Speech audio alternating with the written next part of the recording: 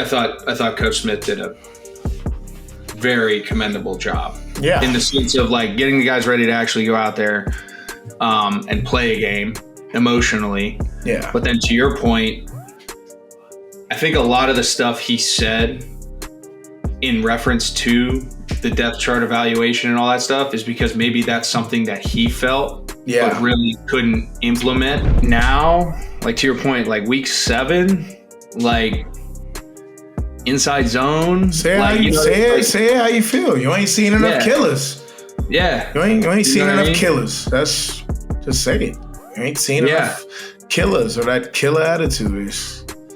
Right? Yeah, some of this shit that I see is just a matter of want to. Like, that's not something we ever get out efforted in. Is we never get out efforted in want to. Penn State is still a place where that can be kept from a culture standpoint. We're like, yes, I get it, NIL's in, it's gonna affect some stuff, but man, we're gonna stay as close to our identity and the core of what the game is and what college football is about, which is what Saban loves the most.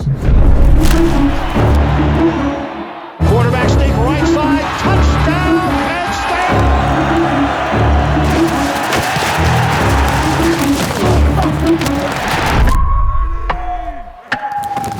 Whoa! Who knew I would make it this far? All right, folks, back again.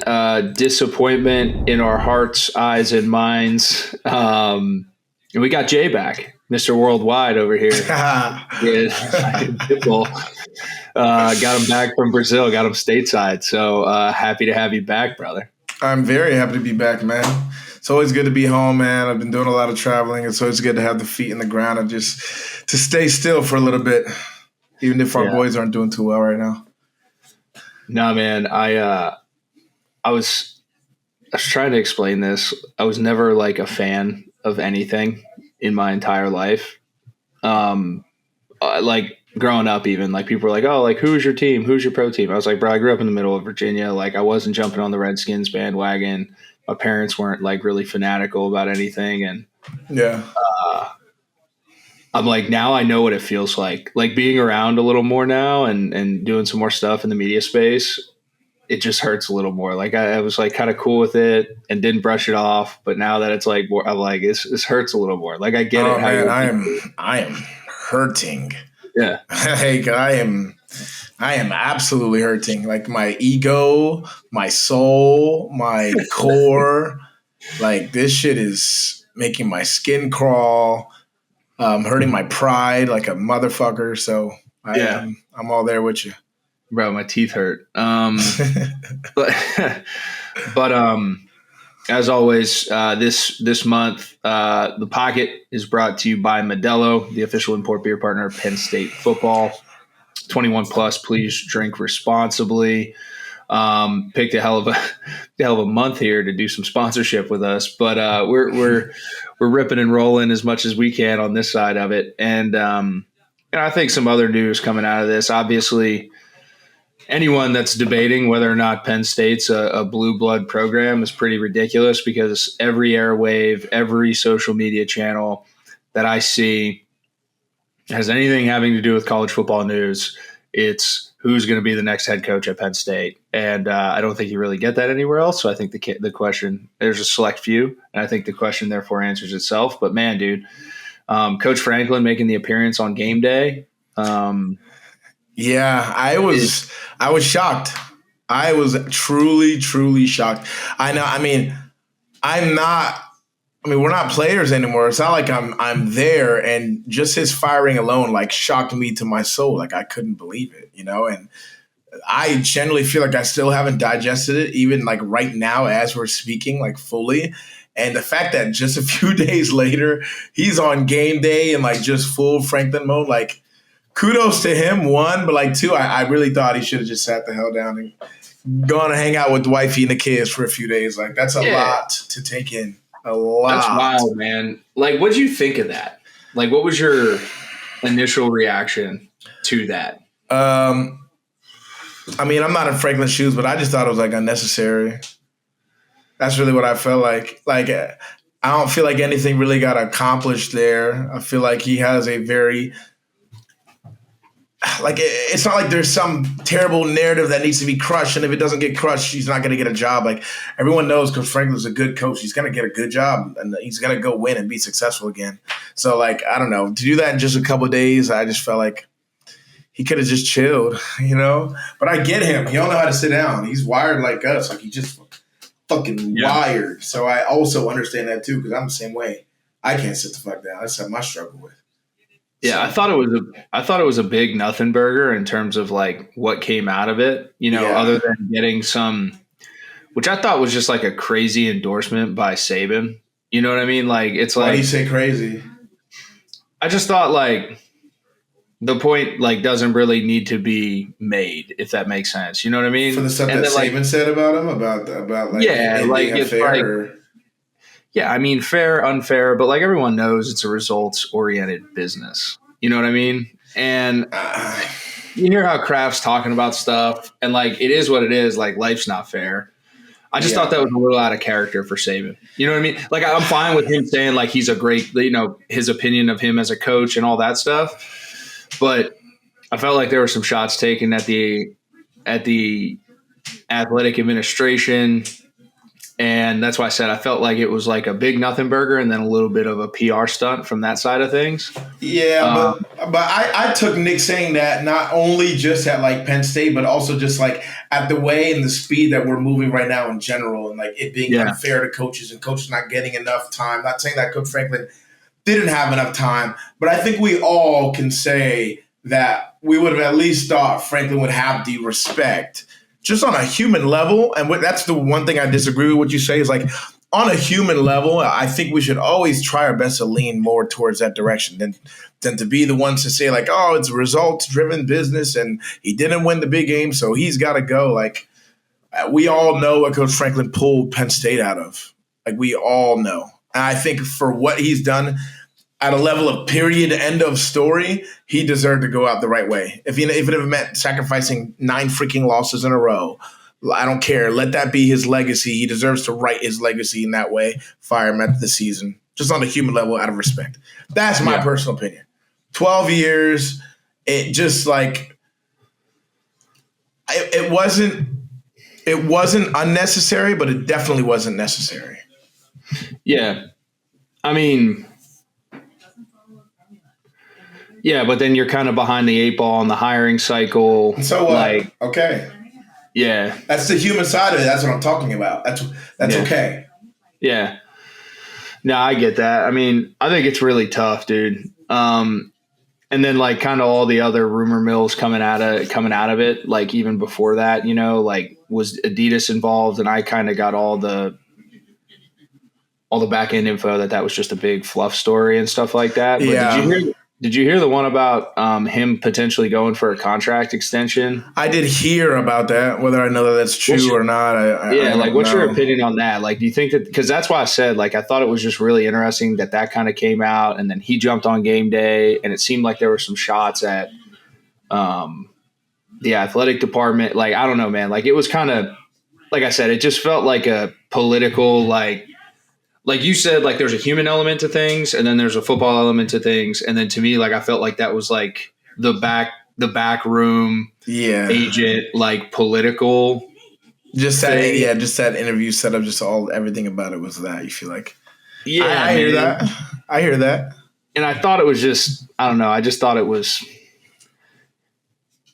I personally, I'm on your ship. Like I would have preferred, like, hey man, just go hang out with Fumi, like make sure your kids are cool, like keep that going. Like you don't need to be in front of that. Like you had plenty of FaceTime. Like, but to your point, you also get, you and I both know, like he's thinking about trying to position himself for the next thing, and as he should, right? Yeah. Like, and I also I honestly thought it was cool. Yeah. I mean, we don't really get the opportunity of, I mean, I know sometimes they interview head coaches before a game, but it's a quick little tidbit. Like, we don't really get their involvement that's really active in this shit mid-season like that. So I feel like it's capitalization of a moment too, just on that was interesting on an optics level. Yeah, that's how I think of it. Yeah, it was cool. Okay, I did. It was cool. I'll take it. I won't dig any deeper. But I mean, that transitions us to the next question, which is who's next? Yeah. Like, I mean, for sure. And what I find, like, again, so unique about this whole thing is, again, people are trying to capitalize on this for every which reason other than, like, really caring or really even fucking having a clue who the next guy is going to be. You know what I mean? Even we did. Like the state media team was like, hey, like, give me your guys, right? And it's like, I just threw some stuff on there. Like, yeah, sure, whatever. But at the end of the day, I'm also not naive enough to understand that, like, A, I don't really know. B, I'm not making the decision, and no one's going to ask me for my opinion, really, who is going to make the decision. So, like, none of us know, right? But I think, like, the more and more I've chewed on this, and one of the things that we may have touched on it on the last episode with Garrett, but, like, I truly still don't think that Coach Franklin, like, understood Penn State when he took the job. And I said that that's one of the more unique things about this place, like truly understood Penn State. And I think he started to appreciate it later. But I think his, like, kind of lack of understanding and, like, bull in the China shop mentality, which isn't a bad thing. I'm not saying it's a bad thing, but, like, I feel like that ruffled some feathers with some people in the donor base and fan base. Mm-hmm. And, like I said, it put him in a position of being, like, super polarizing, where you either loved him or you hated him. And there was very few people that were kind of, like, in between. Yeah. And, like, the one thing that I have stood on now with this coaching search is, like, I really think you need to get somebody back in that building who, like, understands all of Penn State and can kind of bridge the gaps between some of these people, you know, in different sectors of, like, our community, if that makes sense. I hear you. And I understand what you're talking about. It from a standpoint of, like, there was, like, a disconnect, really, is probably the best word to describe what you mean, what you're describing about him first getting there. And I get that. I mean, I think we saw that in the fan base. I thought we experienced that during games, you know, him getting booed or, you know, fire Franklin chants at certain points of our career and stuff like that. Like, I get that. I kind of, okay, I've seen your five guys, but I want to take it from a direction of, like, a couple guys. Let's, like, make three categories. One guy that's just, like, an out there, it would be like, I don't know, like an out of the box type of solution. One guy there. One or two guys that you feel like are complete fit for Penn State, like personality, they understand Penn State, relate to Penn State, and on this type of level, that's why you think Penn State might hire them. And then two of just, like, who you think are the best of the best, or maybe just big swing guys that might be a little bit unsure about fit, but, you know, they'll come in and, like, win. You know, you'll feel like it's an upgrade for sure. Yeah, I mean, like, I thought that Dan Lanning was one of those upgrade for sure guys, but, like, you're not going to supplant him. No. But I'm talking, like, and I also think he kind of blended that. Like, I think he would have resonated well with the majority of the fan base from a mentality standpoint, if that makes sense. Yeah, I agree with that. But, like, in terms of, like, for sure upgrade, like, let's just go Dan. And then, like, I guess to your point, like, it's like, what are you talking from an upgrade standpoint? Are you talking, like, a full-fledged CEO and football coach combination? I'm saying who's going to be a guy where when his name comes up, you can confidently be like, Penn State's in the hunt to win a Big Ten championship because this coach is here. All right, I gave one. So, like, that was one. Dan Lanning was one. Yeah, you fire me one now.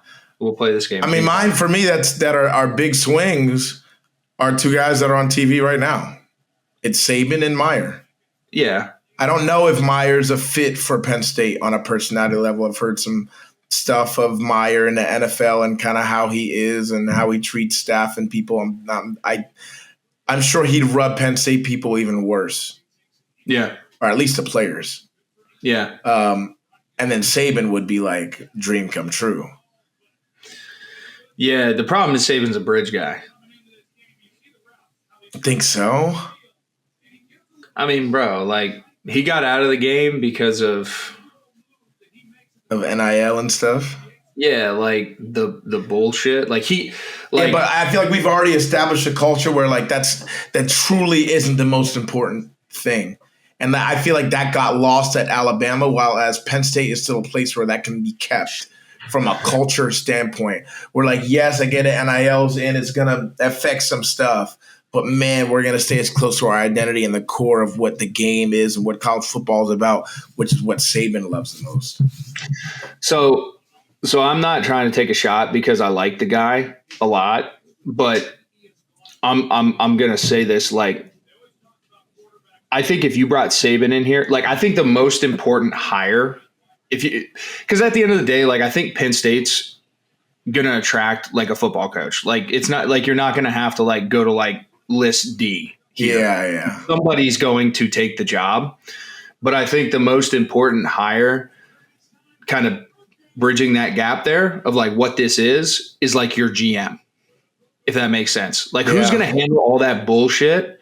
And if you can – like agent contract negotiations and all this other stuff. Do we have like one of those right now at Penn State? It's Andy kind of ran that, Andy Frank. And like I said, like not taking a dig at him. I just don't know if Andy's ever like really done that before. Like it needs to be on the NFL level. The buildings like at a high level. Get closest to NFL level functioning, and operationally. And I think like the reason I'm bringing that up is because I think if you bring a guy like Saban in, but you team him up where Saban can just focus on football. Yeah. And then you team him up with a really good GM who can handle the recruiting negotiations. Like an NFL team. Like, bro, like you could do some damage. I think that would be a great fit for Bill O'Brien. If you were to bring Bill back, like I don't think Bill would be the wave from a recruiting standpoint process. I know he'd identify talent because I've seen that already happen with him here. Yeah. But like, you'd need to bring somebody in who's a really good GM who can manage that side of it. And that's why I asked, like, CEO or ball coach, right? Like, I think you can find a lot of guys who are really good ball coaches and really good motivators of men from, like, the football side of it. Yeah. But it's really hard to find that guy who's, like, the Bill Belichick, who's, like, the commander of all. Bill Belichick with the Patriots, if that makes sense. Yeah. It's hard to find that guy. What's going on, gang? Thanks for tuning in to The Pocket and State Media broadly. Just want to take a moment to let you guys know that this is all made possible by Buffalo Wild Wings. So if you are a wing lover, it's all-you-can-eat wings every Monday through Thursday. Buffalo Wild Wings is offering you all-you-can-eat boneless wings and fries for just $19.99, or traditional bone-in, all-you-can-eat for $24.99. You can even mix and match boneless and traditional with fries for $24.99. Pick two of our 26 signature sauces or dry rubs and bring your appetite. All-you-can-eat wings when you dine in every Monday through Thursday, only at Buffalo Wild Wings. Make sure you check out the State College location next time you're in town. And that's why I said, I think like you're going to get a ball coach here. It's just a matter of, is it a ball coach who's also a CEO and wants to be involved and is young and motivated and hitting the road and doing all the flashy and cool things now? Or are you going to bring somebody in here who's like a football coach? And then you're like, the next important thing is who's the teammate from the general manager? Yeah, I think that's what we need. I think we need the football coach and then like a GM person, but like someone who's super dynamic, someone who's like okay with, in a sense, being like a face in Penn State football, like not a behind the scenes guy, a very socially dynamic pusher of Penn State culture out there that like is relatable and young enough to attract the type of talent, the type of kids and generation that are like now growing up. You know what I mean? I think that would be the best fit. And that's kind of what I've started to lean towards, is like, you can throw all these names out there. Like, I think at the end of the day, you need to get somebody who understands Penn State and the DNA of Penn State and like the type of guys you need to have in that locker room.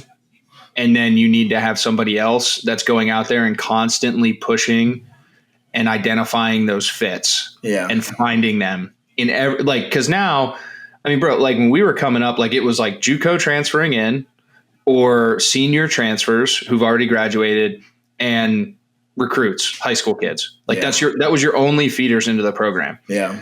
Like now with the, like, bro, like your feeders are everywhere. Infinite in terms of resources that can come into the building, you need a really good filter to bring in the right guys that align with the DNA of the program or the coach that's now in front of the program. And that's the one thing about Penn State is I think no matter who comes in there, they're going to have to adjust to the DNA of the program. Yeah. Because it's been established for so long. Yeah. You know what I mean? Yeah. No, 100%. Who do you think are guys who are fit guys?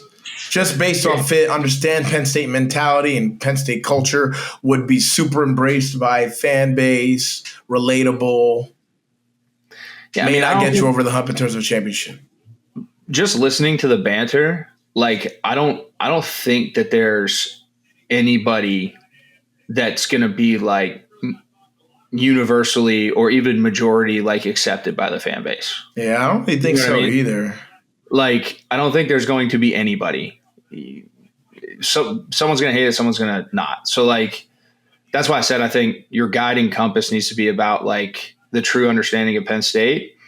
And I know like people think like, and I've been a bandwagon on this, but like Ruley gets it. Like like nothing better than playing there. You know what I mean? 100%. And I think like you have to kind of go down that list of people who've been around it when it was really good. You know what I mean? In terms of the culture in the building. And like Rule's probably one of them. I think you could argue Al Golden is one of them. I was going to say Al Golden. I think you could argue, people talk about Joe Brady. I mean, you know, Joe was a GA when we were there, and I love Joe. I just don't know if Joe's ready for like that. Like, I don't know if he's either. I think that's maybe he could be. He very well could be, but you know how it is. Some guys shape it up so like they can just be their best optimal self, and maybe some of the traditional roles as a head coach that most head coaches take, they divvy off to some other people because they just don't want to deal with it, or that's not their thing, or And I mean, I think you could probably throw a bag at Brian Hartline, and I think I love the Brian Hartline name. And like I actually love that name. That is when you said like, okay, nobody I think will be universally accepted. I think Brian Hartline would be. I think people would. I think it comes with less baggage, right? Because he's never been a head coach.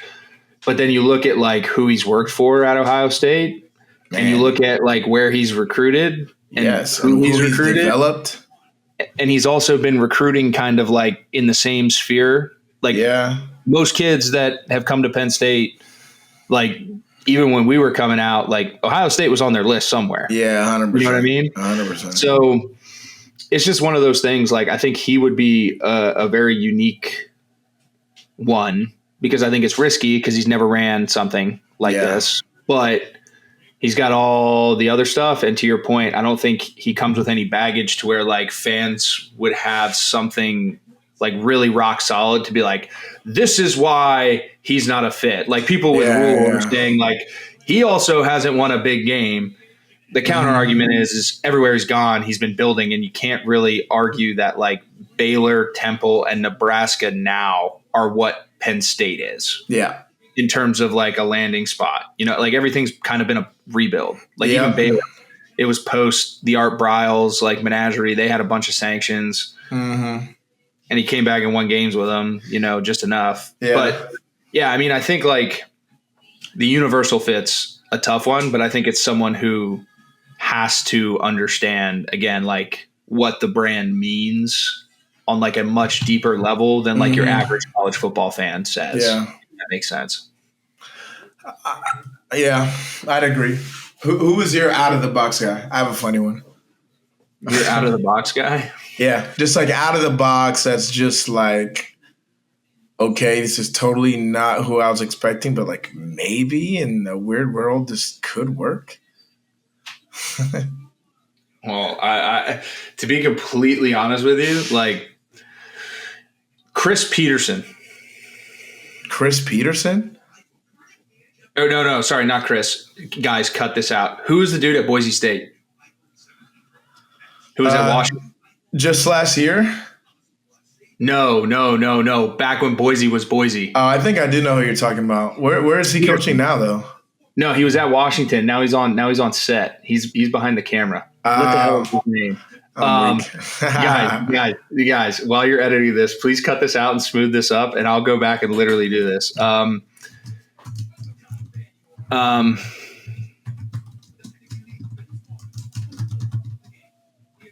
Yeah, it's Chris Peterson. Chris Peterson. Yeah, I don't think he's the head coach at. Okay. I don't think he's at. He's not at Washington anymore. No. I think Chris. Yeah. So all right. So who's your out of the box guys? My out of the box guy is Gruden. John Gruden. I hate that. That is my out of the box, Pandora's box, all freaking about football. I think the fan base would actually embrace Gruden's personality a lot. I think he'd be a walking icon on Penn State's campus. And I think he'd be able to keep what's pure and good about the game, pure and good over at Penn State. That's what I think. It's very out of the box. I get it. But I had to think of one that in a weird world could work, and that's my pick. Yeah, I think Gruden – yeah. I only fear that Gruden – and I mean, I love him. But, like, I fear, like, the personality would be a slight distraction. If that makes sense.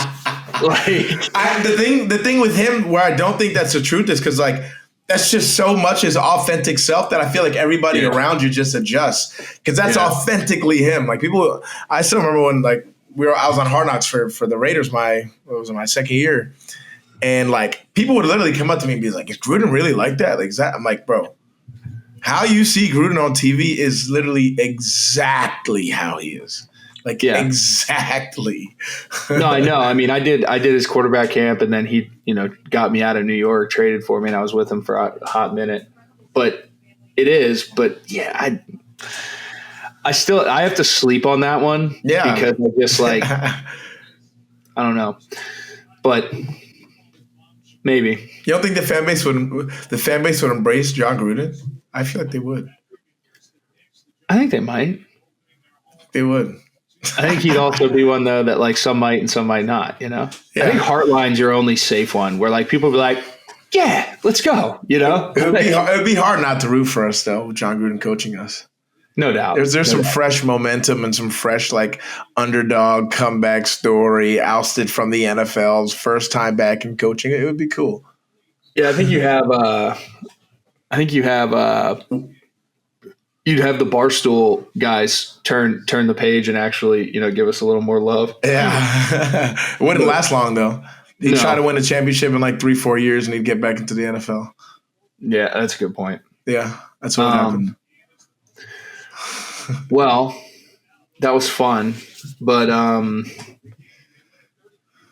I think the final point of this is like none of us know, but I think like what's your like not like my non-negotiable is they have to get the place. Like they have to get the place and they have to be able to bring all of the aspects together to rally around like the foundational principles of the program and the culture and the school. Yeah. Like, you know what I mean? Yeah. That's my rallying point. At the end of the day, I'm not having the conversations. I can't find out. To your point, we have a little bit more insight because some of the names on the lists or some of the names swirling around it, like we've either played for, got recruited by, whatever. Yeah. So it helps, but yeah, that's my only like non-negotiable. And then anything thereafter, like trust in Pat to make the decision. I'd agree. I just think the next person has to be somebody with who's really not afraid to shy away from it. Like I love the Curt Cignetti personality. I'm not saying we need a guy who needs to come in here and be arrogant, but it needs to be a guy who's not afraid to walk in the locker room and say we're going to win the Big Ten championship this year. And like, without hesitation, without thinking we need to take these baby steps of change and like, nah, like, somebody who's just truly on a mission, man on a mission. That's what I hope for. We'll see. Time will tell. Yeah. And then, a disappointment over in Kinnick. Yeah, we gotta talk about that, bro. Yeah, we do. I just thought it felt like an experiment to me. That's what I felt like I was watching. I felt like I was watching an experiment. I felt like I was watching no fluidity. I'm watching I might have counted 8 plays in a row. The quarterbacks switch back and forth, play after play. I'm not sure if I've ever even seen that, to be honest. Yeah. Smolik and then Ethan, then Smolik, then Ethan, then Smolik, then Ethan. I'm just like, what is this? Are we having some type of weird quarterback competition in the middle of the game? Like, I mean, you know how important flow is. And like, we know last year we had our quarrels about like Drew and Bo coming in sometimes and this, that, and the third, but like switching every single play for 8 plays straight, that's just nuts. I've never seen that. I was happy to see we finally figured out that Katron Allen's the RB1. But then like, as I'm watching I'm thinking about these problems, I'm thinking about these changes and what I'm like seeing. If anything, besides just a product on the field and us losing, if anything, what it really made me think about is like what issues were going on this team that I just were not like aware about is really where my head went to when I saw that.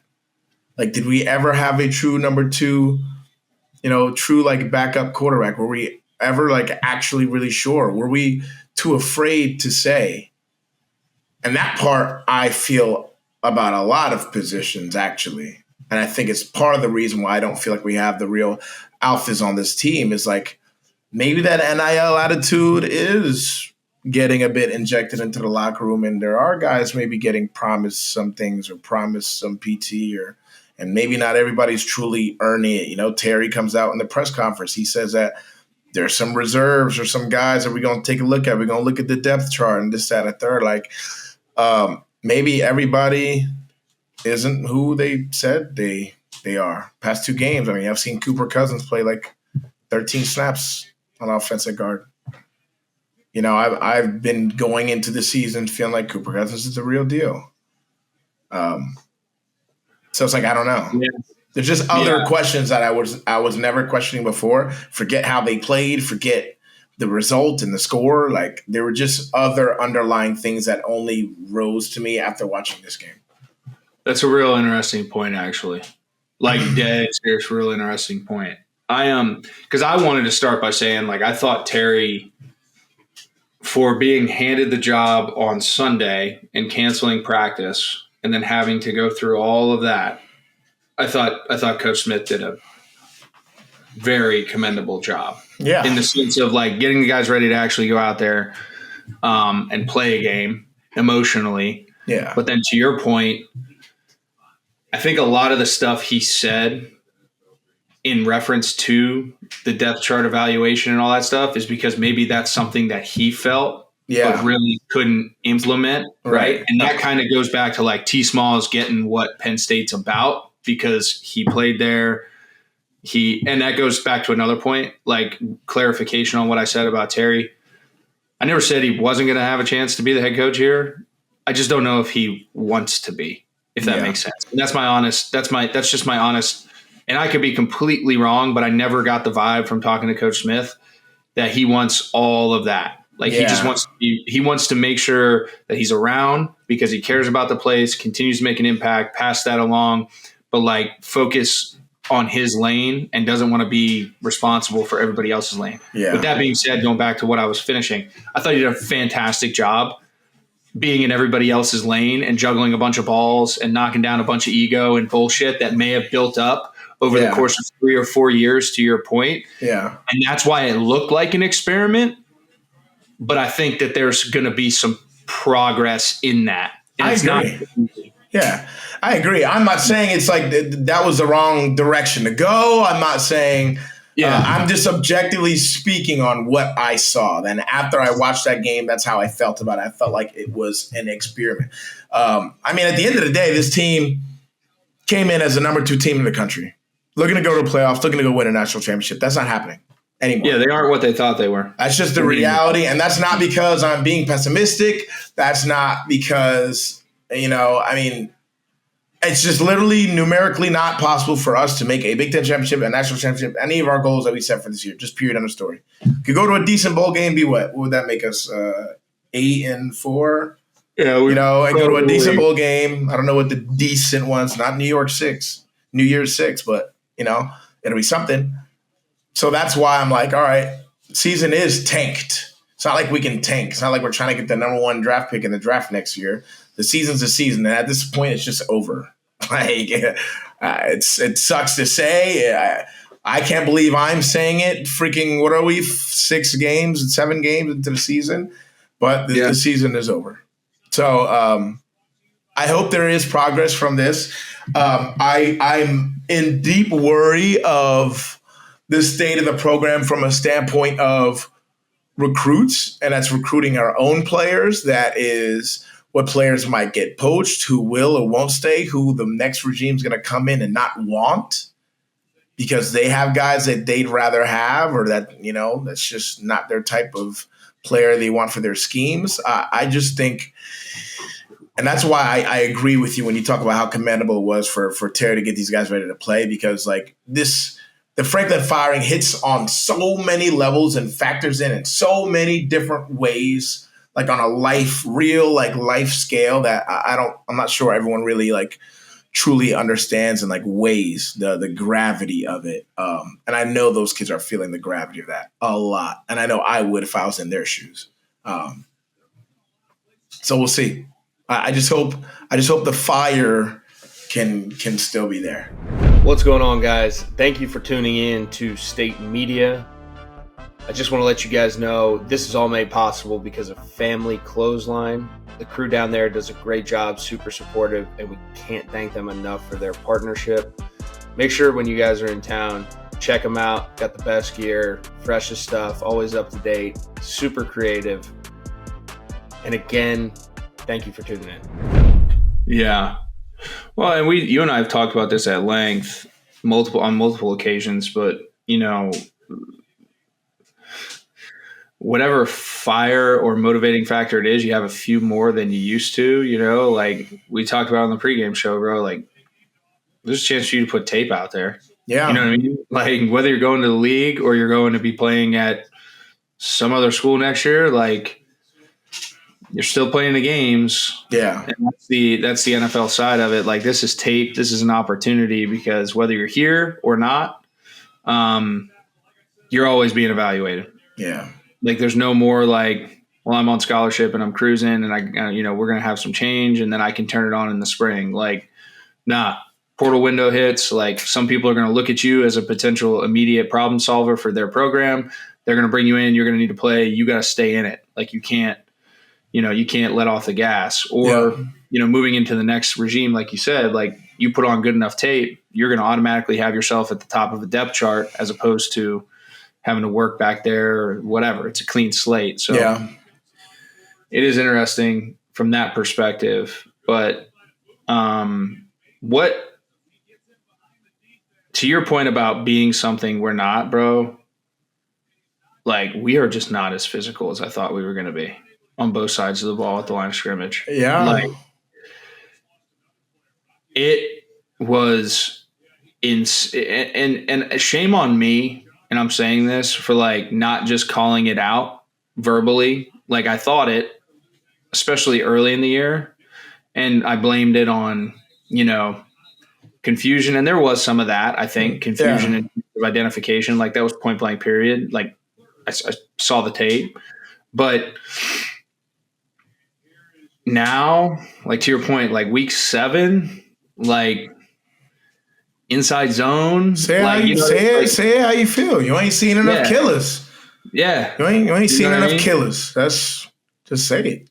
You ain't seen enough killers or that killer attitude is. Right? Yeah, and some of this shit that I see is just a matter of want to. Like that's not something we ever get out efforted in. Is we never get out efforted and want to. I see too many plays where guys are getting out efforted and just want to, and simple basic things that have nothing to do with how skillful or fast or quick or big you are. It's just like, do you want to do the dirty work harder than I do? And the answer right now for too many times on too many plays, and sometimes it's just one guy. I'm not saying it's all 11 each and every single play. Sometimes it's just one or two guys. But you know how it is on film with football. You see, all it takes is that one or two guys to not be on the same page or doing everything that everyone else is doing with the exact same intent and exact same will and level of energy and output, just don't work. Yeah. And the ball always seems to find that guy. Yeah. Again, the football gods. That's, for real. Ball always seems to find that guy. Yeah. And it's happened a lot the last few weeks to us. Because to be honest with you, this is the toughest part of our season. Like, we got a bye here, which for Terry is going to be good to continue, like, probably what he already started from the evaluation standpoint heading to that Iowa game. But, like, we got a bye coming up. But then, bro, you go to Ohio State, you got Indiana at home, you go to Michigan State, you got Nebraska at home, and then you go to Rutgers. No, trust me, it's gonna be like this could get wicked. Like, this could get wicked. We talking already lost to Iowa, already lost to Northwestern, already lost to UCLA, who is playing like a top 25 team all of a sudden, by the way. Yeah, I don't know if we sparked that for them, but there's that. You're welcome. But yeah, and it's just hard for me to be optimistic about this team because it feels like everything they're going through is just so heavy in the way they're playing. It's just so heavy. At first, it was Coach Franklin's monkey on his back of not winning big game and the weight of that and it all being on their shoulders to rid it for Franklin, to him now being fired and them being the reason, to now number 2 in the country, to now not even going to make playoffs. And it's heavy stuff mentally. Yeah. So what do you accomplish before we get out of here? So, like, what do you continue to look to accomplish here? If you're Penn State, if you're Coach Smith. Yeah, I've been pretty evident on what that is to me. I think it's, you gotta find out who's going to be the future in your roster. You got to keep those guys happy. You got to understand you're going to lose other guys, and you got to pass something off that has at least some chess pieces to either build around or be excited about. To your point, with a lot of the doom and gloom around it from even the high school recruits and stuff like that. So, like, what do you get out of this stretch? Like, what's a win? Other than winning the games, what's the, I guess. At this point, moral personally, victories. for me personally, I don't think there is any moral victory at this point. Like, all is lost in my opinion. I have a very, very high expectation of Penn State football and what I expected this team to do. That's done or over with, whatever. Right now, it's reestablishing the culture and the way that I watch them play. I care less now just because of what we've already lost. I care less now about the wins and losses. I care more about what it looks like. I care more about the fight. I care more about making sure what we all participated in to build in terms of a product doesn't fade right before our eyes. Yeah. That's a great way of putting it. I think that's the biggest thing for me. And I might be selfish to say that. But I know I just know from a sense of pride and ego when I watch Penn State football and knowing I wore that jersey and I carried that torch, it just means too much to me. Yeah. Do you think we took a step in the right direction in Kinnick?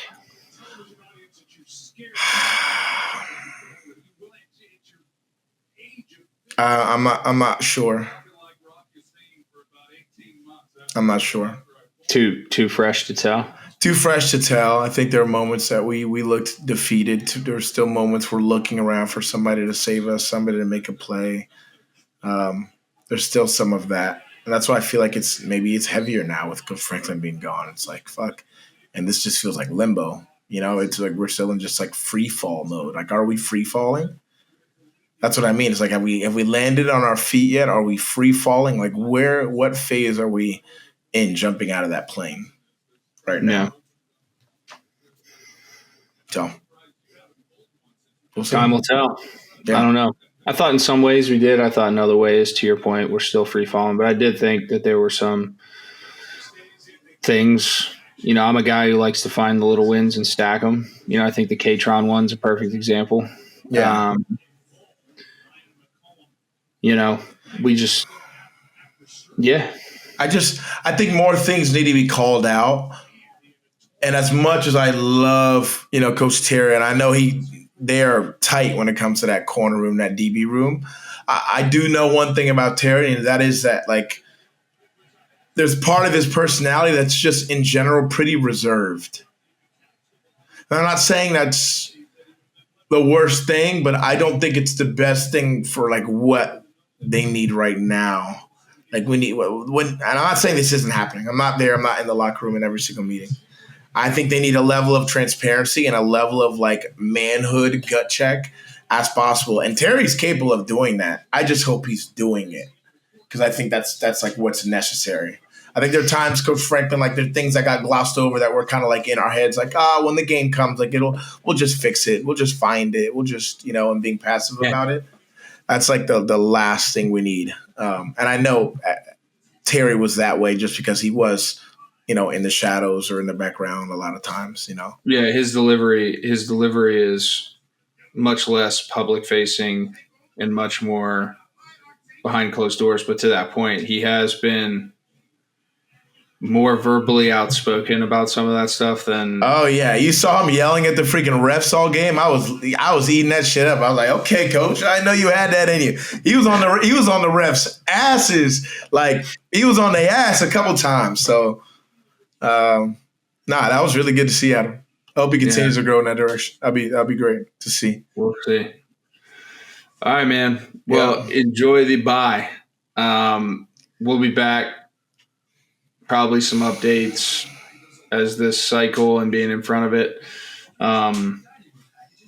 continues to evolve. Definitely some games being played this weekend that we can touch on outside of our little world, but we'll be back next week to chop it up, preview the shoe, expectations, all of that stuff. I got a feeling not a lot of it's going to change, but that's why you listen. That's why you tune in. So Jay might surprise you. But as always, this was brought to you by Modelo, the official import beer partner of Penn State football. 21 plus. Please drink responsibly. Jay, good to have you back stateside, bro. And as always, love chopping it up with you, man. Yes, sir. Respect the hell out of you. Respect your opinion. And I enjoy doing this. So me too. It'll get better. It'll get better. Good times ahead.